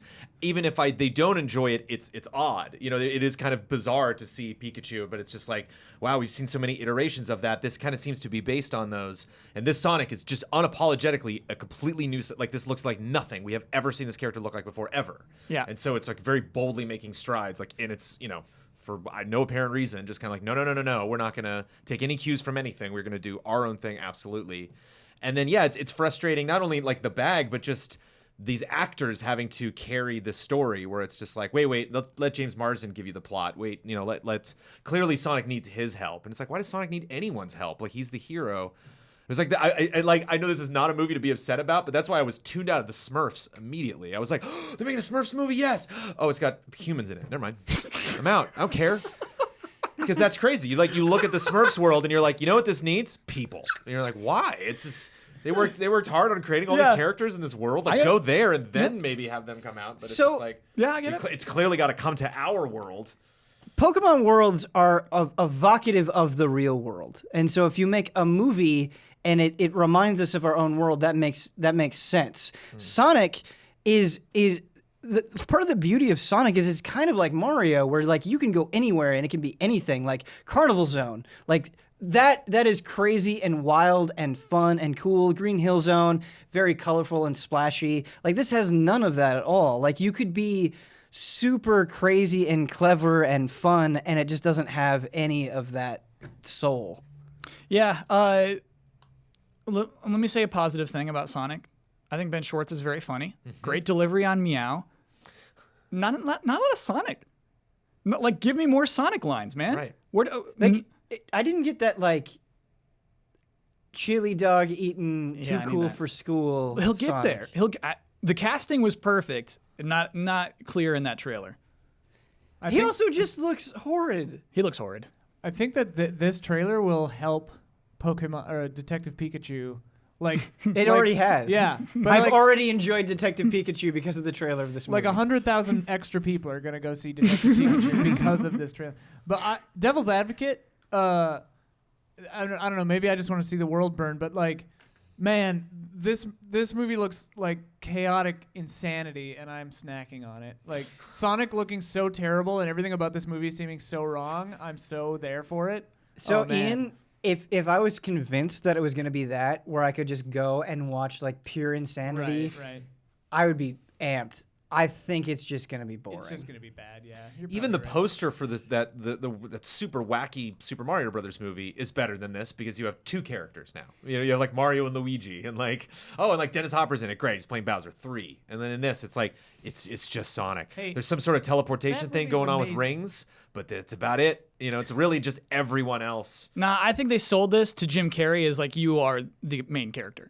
You know what I Sure. mean? Like the way he like signed on to this is like you're gonna be able to chew up the scenery, old school, my friend. That's what I hate about his introduction when he's just like interrupting the police officer. Yeah. Just like That guy's military, I think. oh, military. Yeah, he's like. captain. Like unfunny. There's like, Yeah. where's your comedic like take on this, man? Yeah. Is there a post-credit scene involving Shadow? Yes. Then Please. this was all worth it. Then it would all be worth Then it. it's all worth it. Is Tails in it?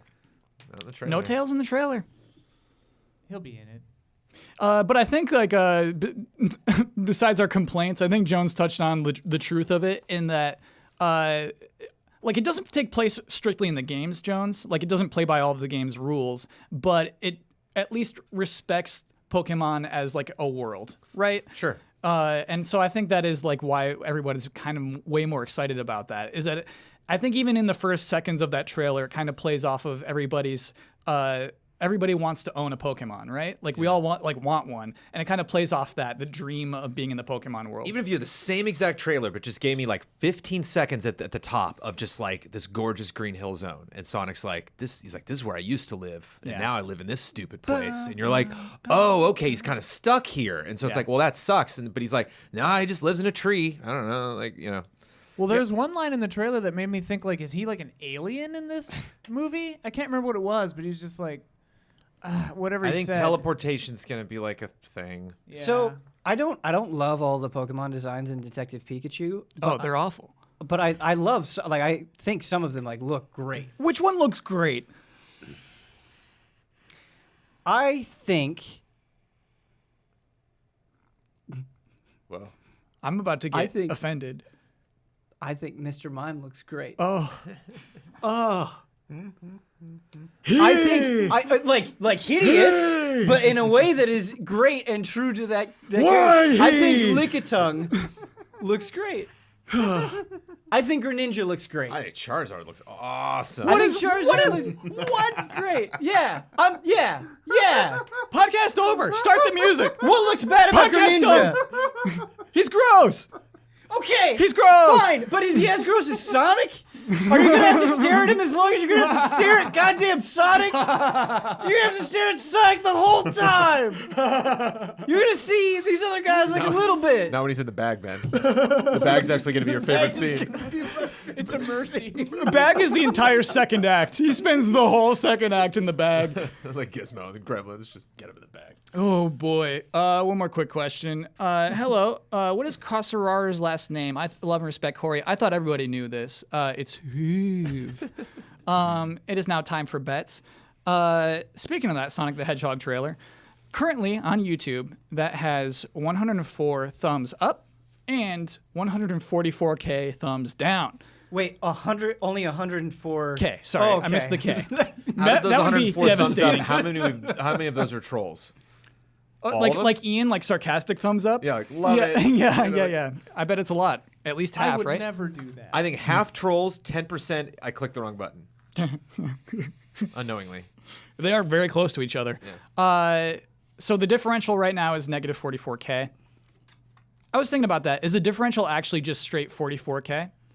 How do you say differential? I think there are 44,000 thumbs that are between those two. yeah, I think The the way- difference is a positive. The way that I was Yeah. just thinking about this bet is like it has this many more up or this many Yeah, more down. whether our numbers start with a negative or not, we know what those mean.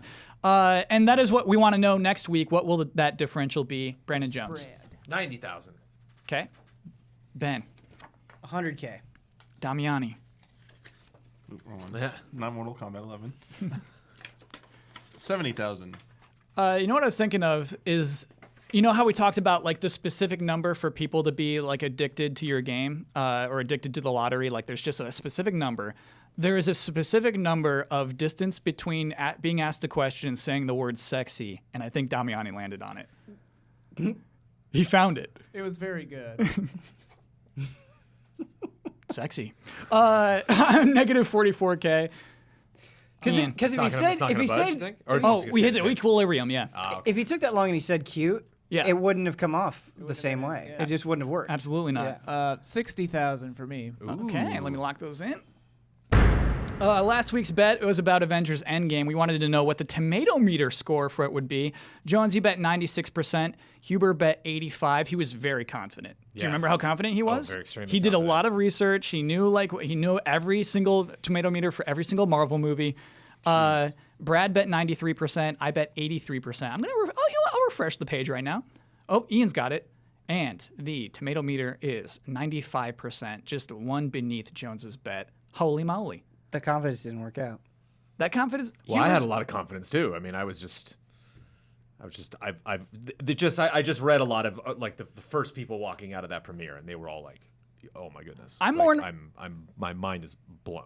But like these are critics, man. I'm more impressed by that 95% than the 1 point whatever billion opening weekend. Yeah, I think Infinity War kind of prepped people maybe because Infinity War is an odd film, even stranger than Avengers 1 and Avengers 2. It serves the purpose of finishing a story. Yeah. And so I think a lot of people kind of had that sentiment where they're like, well, it's not really a movie. It's just kind of like the chapter 15 or whatever of a book.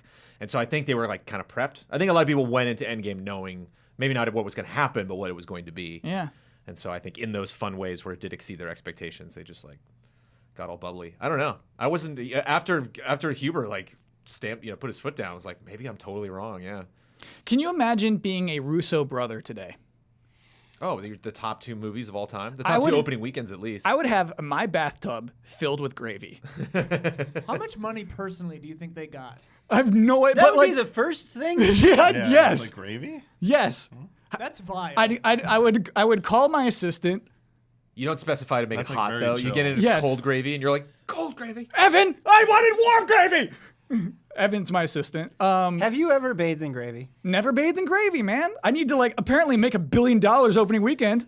You don't need that much money to do it. But Yeah, like, you know what? We could bathe the gravy right now. no, because I'll feel weird about it. That's the thing. You're saying you need to Yes. reach that point in your life in order to be like, Psychologically. this is the only path forward for my life now. That is Yes. gravy bath money, baby. Yes, that is what I mean. What are they doing today, man? I like it's not the money so much as it's just like we made a 95%er. We made a highly successful, well-reviewed movie that wasn't possible to make. Enjoy your baths, gentlemen. That's the end of the podcast. Oh, total score now: Scrappy Little Pigs 10. Wee. Sorry. One more. Scrappy Little Pigs 10. Gorgeous Gorillas 7. Ian, it's been rough without you. Oh, Gorgeous Gorillas are what, 3 behind now? I don't traditionally score too hot in the test. Well, you're cutting into the spread this week pretty well. Yeah, coming true. into- I'm they have pretty in the 60, middle, 70, yeah. and 90. So I got to tell everybody about patreon.com/easyallies. You bet. You better, you better, you bet. This is the URL you would want to go to if you are interested in supporting the Easy Allies. You want to see what else we do, what other kind of weird videos we make. Check that out. I always talk about $5 patrons get this podcast 2 days early. Hey, if you got excited about a little Endgame talk just now, you should know that $1 patrons get access to our exclusive series, one of which is Spoiler Mode, and there was a Spoiler Mode recorded today for Avengers Endgame. If you wanted us to dig in and really talk about stuff and we're disappointed that we kind of glossed over it in this podcast, get ready. How long was it? over 2 2 hours. Over 2 hours. Yeah, so any patron dollar up, any single patron gets access to that video. Oh, no. I got bad news. Cahrsurraurher just IM'd me. He just got off the phone with Mountain Dew. Yeah, he just got the thing. He got the Mountain Dew deal. Damn it. He said Code Red apparently part of the package. He's bragging about it, so I guess that's his. You know what? I think next week we'll do 3, because Cahrsurraurher is 1 ahead of us now. I think we should buy 2 out of 3, and then leave 1 at the store. Oh, okay. Because I don't think it's fair for Cahrsurraurher to have one other ingredient that we don't have. We got to save up doubloons, though. Yeah, save our doubloons. Gotta save our Someone's belts gonna. a little bit You this leave week. that on the table. Someone's gonna take it. Yeah. Hey, that is it. That is it. Jones, you ready to take it away? Yeah. You won the bet. You get the right and responsibility to share your Twitter handle with the world. You get to promote any Easy Allies video you would like to promote. You get to sign off with a trademark sign off, and you get the final word on anything you've disagreed with, want to reiterate, or just popped into your head in that moment. Go ahead. Sweet. You can follow me at Trailer Jones. I'm sorry, Jones. One last thing. An extremely popular segment, Tech Update with Ian Hink. Oh, yeah. Oh, right. Yes. We kind of fixed the lights. I noticed that a different one went out during this. yeah, I podcast. noticed that too. Some blinked. And the desk blinked a little bit, but I have a way to address it maybe now, actually involving DMX addresses, that can fix it. But we fixed that other one, so I can check connections now. She showed me what to do, so it's within our hands to maybe fix it. But yeah, and I'll be gone again next week, just to let you heads up. But yeah, we're working on it. I'm Working sorry. on it. You know, I'm really sorry to do that. I did not see a flicker throughout this whole podcast. I thought like we're gonna be like dancing. It was behind Jones, and then the front desk flashed just for a second, the top bar. But bottom scenic wall stage right went out for a second, so which is left to the viewers. Scenic wall stage right. Yeah, which has never gone out before, or at least I don't remember that one going out.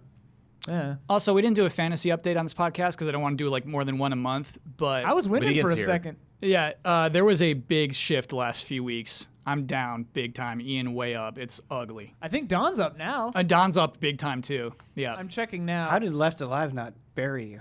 I thought Left Alive was gonna be great for me. Where do we have Left Alive?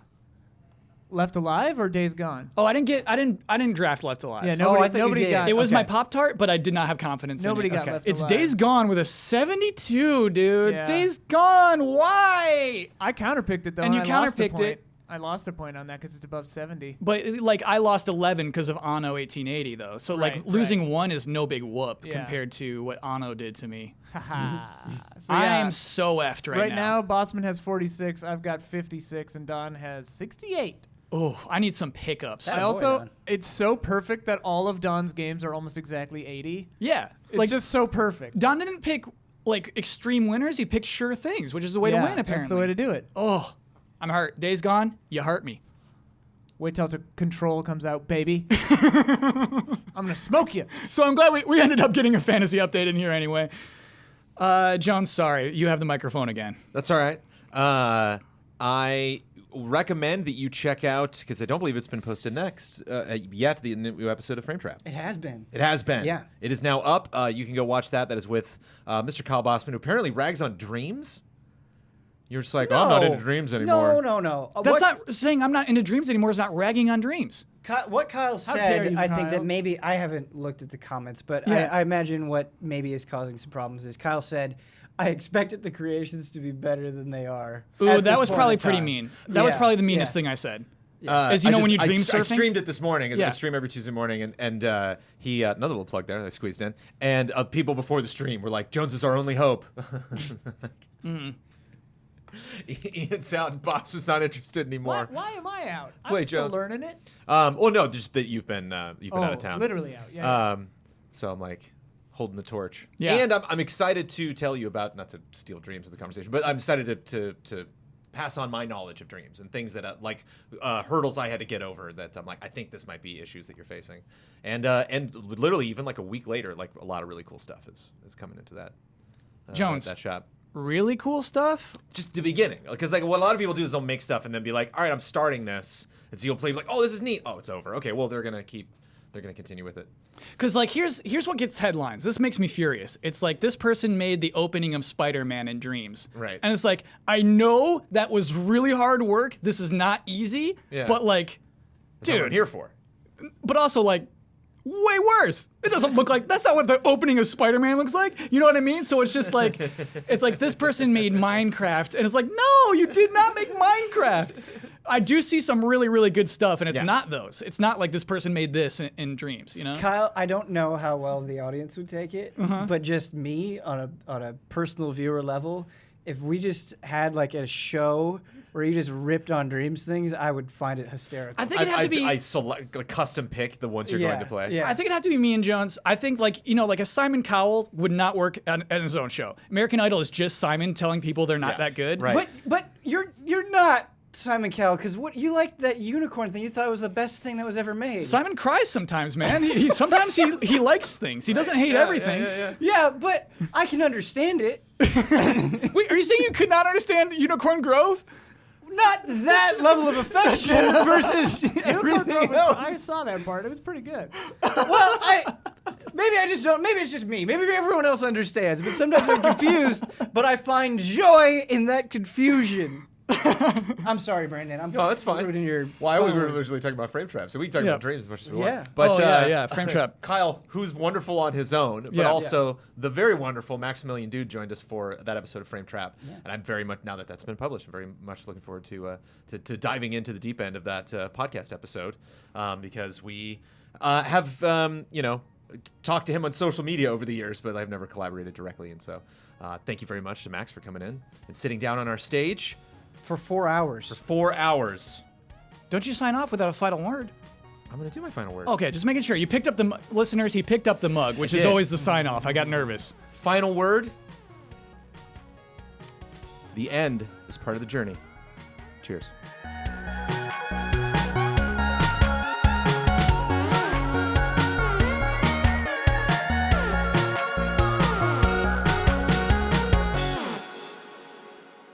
Is that a BBT spoiler?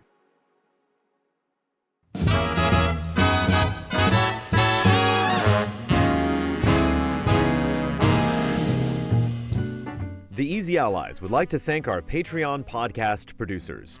We apologize in advance for all the ally names we are about to misspell and mispronounce.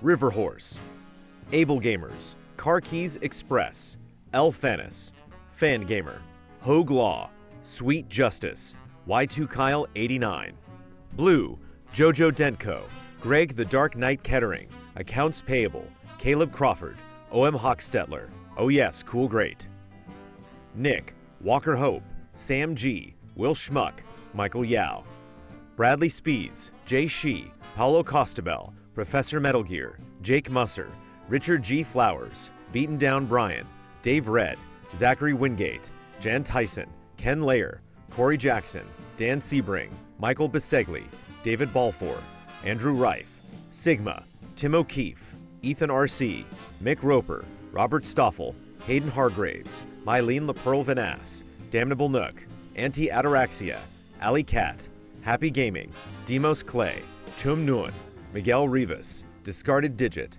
Thomas Wigginton Jr., Neil Bruce, Matthew Pauling, Gino A. Leet, James Vitt, Jason A. Sackle, Luke Bennett, Candy Coated Thorns, 44 Stars, Jenny Markula, G. Levin, G. Ken, Stephen Thomason, Yasser Kerbushi, Hitman 47, Ryan Anderson, Marcel Giru 17 Froelich, Samsa Stormbaum, Alex AI, Niz Klojgard, Rack, John Burns, Flojevin, Brad Lohman, DRD 7 of 14, Brad Grenz, Todd Yurkovic, Joe Burns, Patrick Chong, Sam Handrick, Jiff W52, Andy Drew, Lars Berger, Jordan Kirk, Steve Fallon, Stephen Last, HMS May Cry, The Banana Forklift Killer, Joachim Morovuo, Mango, Kelvin Hartanto, Marcel Markov, David Wen, Jesper Lawson, Oni Blackmage, Matthew Holcomb, Daryl Schramm, Brent Phillips, Catherine Lai, Gary James, John Santoro, Neuromod, Robert Crouch, Mikhail Aniel, Ulf himself, Jeffrey Ruchtenwald, Rainier Dennis Bautista, Wavering Radiant, Scott Adams, V8 Dave, Leroy Anderson, Eric Gustafson, Paul Sway, Toasty Soul, Christian Hundorf, Daniel Fuchs, Tony Knox, Isun Chor, Forrest, Caleb Ledoux, Mike Hook 1, Vilar, Mauricio Fuentes, Token Gamer, Quick Scares, Ian Ladarzik, Brian Foster, The Classiest Hobo, Vokaiser, Madman Kevin, Zintrax, Corey Landega, Unlucky Irish, Modren, Pooh Strongbeard, Paul Bishop, Travis Miosi, Carl Williams, Jalen Scott, Jake in Japan, Brandon White, Sean Mackey, Gabriel Aberg, Morpheus, Sean M. Gabaldon, Reed Johnson, Joe Rutsky, Nergal 131, Manuel Thomas, Peter Wen, Adam Sharonbrock, Not Jack, Kurzis Stavrogowski, Volker Bach, James Vest, Allison Burt, Ryan Feller, Jesse Ray, Bjornar Haraldvik, Blake Bonsack, Sean Day Almeida, Cisco Ace Jackson Garcia, Kiraz, Trizac, Wouter DeHaze, Matthew Holmes, Eric Maynard, Fabian Winkler, General Piet, Hassan Kiat, Leon Keys, Raymond Lee, Clay Roberts, JC3, Adam Lindsay, Shauna Metz, Todd Paxton, Faraz Rizvi, Andreas Bard, Jared Wheeler, Jeff Easton, Dakota Hayes, Matthew Brown, Zoostick, Don Turner, Masuki 211, Alexander Zirianov, Aaron Kirk, Jesse Fish, Paul Molson, Jason Joint, Edison S. Prada Jr., Alexander Breveglieri, Sarah Wampler, Travis Ing, Ahmad Al-Rashed, Butt Puddin, Tuttle, Furious Action Gamer, Jonathan and Amy Alconis, Stuart Siddall, Michael Schreiber, Mac Reed, Haley Hill, Andrew Stoke, Matt Gunther, There Is No Dana, Only Zool, Evan Eng, Joshua Vanswall, 1D10 The Show, Kyle Quintero, Sebastian Trier, Aurelien Grenier, Michael Pliskin, Bonnie and Jason Connor, BB Chan, Wenbo Sean, Stephen Walther, Matt, Kevin Camposano, Carlos Zuniga, Diggles, Ryan Cohen, XWF Outlaw, Ibrahim Sozer, Jack Cullen, Momo Rashid, Rickard Embaum, Michael Clendenan, Red Roll Art, Sean German Efficiency Clinton, S Snake 24, Lee Young, Timo Yeager, Lindsey Wells, Eddie Reisner, Chase Caldwell, Paulkin Stirs and Stirs, Nicholas Kroboff, Mikey Mizek Novak, Joey Din, Luca Martini, Adam Henry, Ms. Racy, Beautiful Kai, Sean Rowe, Caffeine Rage, David Kennedy, Strikeout NZ, Michael Lay, Kenneth Brosius, Mike Calvi, Anthony Daniel Galvin, Daniel Wong, Hadi Ali, Jameson Anderson, Noah Weinstein, Vincent Foliat, Hutchitron, Ahab, Neobear, Sebastian Olson, Matthew Migler, Santiago Carrillo, Alex Glass, Junya Motomura, Delisi, Tim Strothman, Mithers Strongbeard, Daniel Data, Nycrypt, Mons Anderson, Ivan Skogheim, Jai Aldiar, Morgan Worth, Sam Sorensen, Awesome Express, Matt Ferguson, Vishal Singh, Felipe Aguilera, William Heaney, Krister Lundmark, Tim Mann, Chris the Pianist, Michelle Nubb, Michael Stevens, Sandra and Richard Acero, Andrew Smith, Battleox, Tiana Salazar, Randy Blakely, Pablo Rodriguez, Matthew Colomb, Stephen N. Parker, Jordan Phillips, Mick Malloy, Philip Klarskov Jensen, Sun Pham, Jamies, David Amaro, Alex Monaco, Jacob Blobong, Arthur Henrique Chinaglia, Zach Kaczynski, Jameson Lapine, Nuno Amaral, David Boyarski, Rahiv Maharaj, Ryan Wagner, Pete Cerny, Joachim Wiederberg, Christopher Santos, Egg Stravaganza, Gali Gutierrez, Chris LaRue, The Fatty Show, Tender Brew, Jason Shields, Mohamed Saber, Sud Almasafar, Stephen Cassell, Remy Loisel, Michael Kozachenko, Michael Bologna, Pete Shoemaker, Repus Edud, Irvin De La Torre, Max Harms, Cyberboa, Christoph Fatui, Azazel Valkyrie, GW Fox, Alexander McGeekern, Jeffrey Murillo, Mazrim Tain, Chris Bennett, Liam Ahern, Crediar, Jesse Fatelli, A Pack of Puppies, V. Cura Ray, Tristan Howard, Jason I, Ronka Q, Sean Cornett, Andy Marks, Jeremiah Snowden, Materia Addict, Robert I, Will Arrowwood, Tyler Wallace, Julius Garcia, Blastermaster, Gustav Strombone, Christoph Packlinger, Alex Lavanier, Ian Anderson, Nefertiti Jenkins, Malcolm Moschette, Adam, Cal, Joel Olson, Quinn Riley, Robert Ori Einerson, Christopher Donnelly, Michael Rebelato, Matt Karwoski, Patrick, Logan Young, Trevor Thomas, Ray Smith, Toby D. Rymanschneider, Matthias Clare, Self-Imposed Illegitimate Child, Joel Short, Marco Hernandez, Magnus Rasmussen, Rob Vedvik, Clinton Hayes, Seyun Kim, Struggler, Jose Gutierrez, Tense George, Dominic Brown, Sal Rahman, Chad McIntosh, Bunny Chen, Isaac Swanson, Joey and Kate, Raymond Chow, Kari Carson, Ian Anderson, Zahid Hosseini Karami, Dan Pan 16, C.S. Lewis, Oruguchino, Splontot, Jana, Roy Sung, Kim Monk Vonderleith Hoggensen Peterson, Colin Hoylman, Reed Marlett, Thorfkin, Jethrin, Max His Shame Turman, Shanley Ladia, Rerun, Linson Wu, Luis Ibarra, Philip Higdon, James Brown, Max Cannon, Spencer Stevens, Supernova Smith, Russell Bateman, BM5, Richard Gunther, Jesse Blue, Ivan Ponce, Jay Potter, Christopher A. Butler, Sean Essen, Sebastian Urban, Matt Ford, Marco Zanone, Alec Church, Culinary Stud.